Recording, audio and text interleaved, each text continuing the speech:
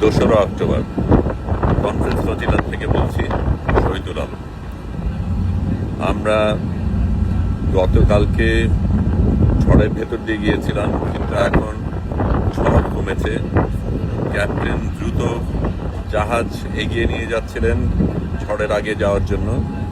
আমরা সুমুদ ফতিরার শেষ অংশে, এর আগের ফ্লোটিলাগুলি ইতিমধ্যেই গাজার কাছে চলে গেছে। সামনে যেগুলি ছিল সেগুলিকে গত রাতে ইসরায়েলি হানাদাররা আক্রমণ করেছিল, কিন্তু আমরা এখনো সেই জায়গায় পৌঁছাইনি।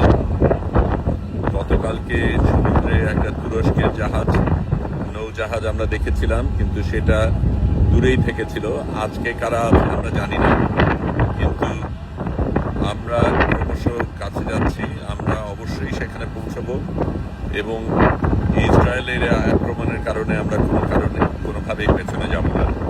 এখনো সমুদ্র উত্তপ্ত, এখনো ঝড়ের আশঙ্কা রয়েছে, বিদ্যুৎ থেমে গেছে, বৃষ্টিও সকালে থেমে গেছে, কিন্তু আমরা আমাদের মতন চলছি।